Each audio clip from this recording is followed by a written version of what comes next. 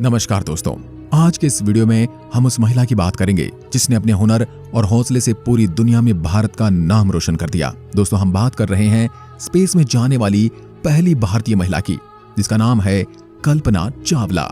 कल्पना चावला का सपना था कि वो इतनी लंबी उड़ान भरे कि आसमान भी छोटा पड़ जाए। कल्पना चावला की कहानी आज लाखों लोगों के लिए प्रेरणा बन चुकी है। कल्पना चावला का जन्म 17 मार्च सन 1962 को हरियाणा के करनाल में हुआ था। कल्पना चावला के पिता का नाम बनारसी लाल चावला है और इनकी मां का नाम संजोती चावला है। कल्पना चावला अपने 4 भाई बहनों में सबसे छोटी थी। कल्पना चावला ने अपनी प्राथमिक शिक्षा टैगोर बाल निकेतन स्कूल से पूरी की थी। इसके बाद साल 1976 में कल्पना ने इंजीनियरिंग कॉलेज से एरोनॉटिकल इंजीनियरिंग में बैचलर की डिग्री प्राप्त की और उस समय एरोनॉटिकल इंजीनियरिंग करने वाली वो अकेली महिला थी। जिसके बाद कल्पना चावला ने सन 1982 में यूनिवर्सिटी ऑफ टेक्सास अमेरिका से एरोस्पेस इंजीनियरिंग में मास्टर की डिग्री प्राप्त की और मास्टर डिग्री करते समय ही कल्पना चावला की मुलाकात जीन पियर हैरिसन से हुई और साल 1983 में कल्पना ने जीन पियर से शादी कर ली। इसके बाद सन 1988 में यूनिवर्सिटी ऑफ कोलोराडो बोल्डर से कल्पना ने एरोस्पेस इंजीनियरिंग में पीएचडी की और इसी साल कल्पना ने नासा के साथ काम शुरू कर दिया। सन 1991 में कल्पना चावला को अमेरिका की नागरिकता भी मिल गई और इसके बाद दिसंबर 1994 में कल्पना चावला को अंतरिक्ष यात्रियों के 15वें समूह में शामिल कर लिया गया। कल्पना की काबिलियत को देखते हुए नासा ने उन्हें 1996 में अपने पहले स्पेस मिशन के लिए चुन लिया। कल्पना चावला को नासा के इस मिशन में विशेषज्ञ और प्राइम रोबोटिक आर्म ऑपरेटर के रूप में नियुक्त किया गया। नासा के इस स्पेस मिशन ने 19 नवंबर सन 1997 को उड़ान भरी।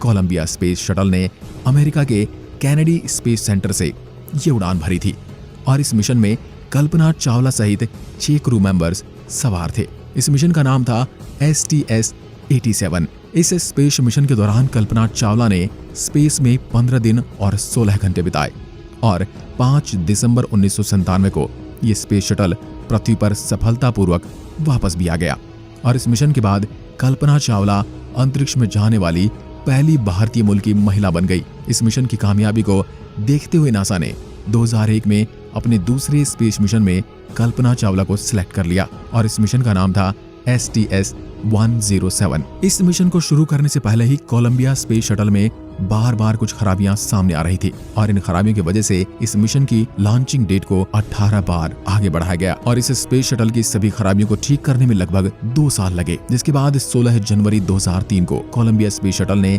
फ्लोरिडा के कैनेडी स्पेस सेंटर से अपनी 28वीं उड़ान भरी, जो कि इस स्पेसक्राफ्ट की आखिरी उड़ान साबित होने वाली थी। इस मिशन के दौरान पूरे 15 दिन 22 घंटे और 20 मिनट तक अंतरिक्ष में रहने के बाद 1 फरवरी 2003 को जब यह स्पेस शटल वापस धरती पर आ रहा था, तब धरती के वायुमंडल में प्रवेश करते ही सभी अंतरिक्ष यात्रियों को एक जोरदार झटका लगा और उन्हें सांस लेने में परेशानी होने लगी। उन्हें कुछ समझ नहीं आया, हवा का दबाव बढ़ने लगा, ऑक्सीजन की कमी होने लगी और सभी क्रू मेंबर बेहोश हो गए और उनके शरीर का तापमान एकाएक बढ़ने लगा और सभी अंतरिक्ष यात्रियों का खून उबलने लगा और इस वजह से शटल में ब्लास्ट होने से पहले ही सभी अंतरिक्ष यात्रियों की दर्दनाक मौत हो चुकी थी। स्पेसक्राफ्ट आउट ऑफ कंट्रोल हो गया और वायुमंडल की गैस तेजी से स्पेसक्राफ्ट में घुसने लगी और स्पेस शटल पर बहुत ज्यादा दबाव बढ़ने लगा और उसके बाद धरती से लगभग 63 किलोमीटर की दूरी पर स्पेस शटल में आग लग गई और यह धुएं के बादल में बदल गया और इस दुर्घटना के कुछ सालों तक नासा को ये पता ही नहीं चल पाया कि इस दुर्घटना के पीछे वजह क्या थी। सभी को यही लगता रहा कि शायद क्रू मेंबर से कोई गलती हुई होगी, लेकिन नासा ने इस मामले की बहुत बारीकी से जांच शुरू कर दी और इसके बाद जो बात सामने आई उसने सबको हैरान कर दिया। नासा की जांच में ये पता चला कि इस हादसे की वजह इंसुलेशन फोम था। इस इंसुलेशन फोम को समझने के लिए हम स्पेस शटल में इस्तेमाल होने वाली कुछ चीजों को समझते हैं, जिसमें हमें समझ में आएगा कि इंसुलेशन फोम है क्या। जिससे स्पेस शटल में अंतरिक्ष यात्री यात्रा करते हैं उसे स्पेस में पहुंचाने के लिए रॉकेट का इस्तेमाल किया जाता है और इन रॉकेट को भी धरती से बाहर ले जाने के लिए बहुत सारे फ्यूल की जरूरत होती है। और अब हम फ्यूल के बारे में जानते हैं। ये फ्यूल 2 तरह के होते हैं, एक होता है लिक्विड फ्यूल और एक होता है हार्ड फ्यूल। लिक्विड फ्यूल में लिक्विड ऑक्सीजन और लिक्विड हाइड्रोजन का उपयोग किया जाता है और ये फ्यूल बहुत ही कम तापमान के साथ लिक्विड फॉर्म में मौजूद होते हैं और फ्यूल के कम तापमान को मेंटेन करने के लिए फ्यूल टैंक को अंदर और बाहर दोनों तरफ से इंसुलेशन फोम से कवर किया जाता है ताकि बाहरी तापमान से फ्यूल का तापमान बिगड़ न जाए। और इसके अलावा भी रॉकेट के बाहर एक बायोपेड्रीम की एक्स्ट्रा लेयर का इस्तेमाल किया जाता है और यहीं पर स्पेस शटल को अटैच किया जाता है। स्पेस शटल रॉकेट टैंक से अटैच होता है, इसलिए स्पेस शटल को सबसे ज्यादा खतरा हीट से होता है, जिसका तापमान लगभग 3000 डिग्री तक पहुंच जाता है। और स्पेस शटल को इस इंटेंस हीट से बचाने के लिए कई प्रकार की कोटिंग लगाई जाती है। इन कोटिंग मटेरियल को छोटी छोटी टाइल्स के रूप में बनाया जाता है और इन्हें स्पेस शटल के ऊपरी हिस्से में लगाया जाता है। इन्हें व्हाइट टाइल्स कहा जाता है। ये टाइल्स करीब 1200 डिग्री के तापमान से स्पेस शटल को बचाता है और स्पेस शटल के निचले हिस्से में डार्क टाइल्स लगाई जाती हैं और यह स्पेस शटल को 2300 डिग्री की हीट से बचाने में सक्षम होती है। लेकिन सबसे ज्यादा तापमान स्पेस शटल के विंग्स पर आता है और इसके विंग्स को ही हीट से बचाने के लिए रेनफॉरेस्ट कार्बन पैनल का उपयोग किया जाता है, जो इन विंग्स को 3000 डिग्री के तापमान से बचाता है। अब हम बात करते हैं कल्पना चावला के स्पेस शटल की। तो जब इस स्पेस शटल को लॉन्च किया जा रहा था तब टैंक में लगा इंसुलेशन फोम का एक टुकड़ा निकलकर स्पेस शटल के लेफ्ट विंग में लगे रेनफॉरेस्ट कार्बन पैनल से टकरा जाता है और इसके कारण स्पेस शटल के विंग में 10 इंच का गहरा छेद हो गया और यह छेद धरती पर वापस आते वक्त वायुमंडल के दबाव को झेल नहीं पाया और सारी हीट इसके अंदर चली गई। नासा के मुताबिक दुर्घटना का असली कारण यह इंसुलेशन फोम ही था और इस बात को साबित करने के लिए नासा के विशेषज्ञों ने कोलंबिया स्पेस शटल के विंग्स का एक डुप्लीकेट विंग बनाया और एक इंसुलेशन फोम का टुकड़ा तैयार किया और इस इंसुलेशन फोम के टुकड़े को लगभग 800 किलोमीटर प्रति घंटा की रफ्तार से बार बार विंग्स पर फेंक कर टेस्ट किया और इस बात को पुख्ता किया गया कि इंसुलेशन फोम के टुकड़े के विंग से टकराने से जो नुकसान हुआ यही कारण बना इस स्पेस शटल में होने वाले ब्लास्ट का।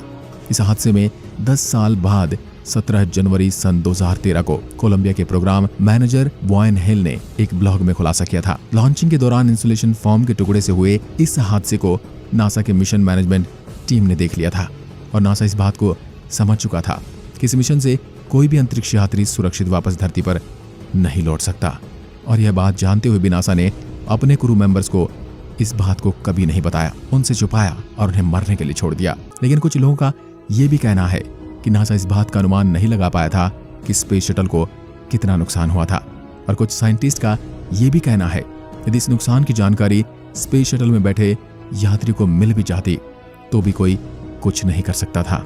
और यह भी कहा जाता है कि नासा यह नहीं चाहता था कि मिशन पर सभी अंतरिक्ष यात्री यह सुनकर परेशान हो जाएं और अपनी जिंदगी के अंतिम दिनों में ये सोच कर जिएं कि हम मरने वाले हैं। इसलिए शायद नासा ने अंतरिक्ष यात्री को ये नहीं बताया। 5 फरवरी 2003 को भारत सरकार ने कल्पना चावला के अभूतपूर्व योगदान को देखते हुए ये घोषणा की कि इसरो के जितने भी मौसम संबंधित उपग्रह स्पेस में भेजे जाएंगे उनके नाम कल्पना चावला की याद में कल्पना सैटेलाइट होंगे और इसके अलावा भी कल्पना चावला छात्रवृत्ति और कुछ अन्य चीजों में भी कल्पना चावला का नाम रखा जाएगा। और नासा ने भी कल्पना चावला के सम्मान में एक सुपर कंप्यूटर का नाम और मंगल ग्रह पर एक पहाड़ी का नाम भी कल्पना चावला के नाम पर ही रखा है। तो दोस्तों, ये थी कहानी कल्पना चावला की, जो स्पेस में जाने वाली पहली भारतीय मूल की महिला बनी। कल्पना चावला आज लाखों लोगों के लिए प्रेरणा है। आज के इस वीडियो में बस इतना ही। अगर वीडियो पसंद आया तो लाइक कीजिए और ऐसे वीडियो देखने के लिए हमारे चैनल को सब्सक्राइब जरूर करें। धन्यवाद।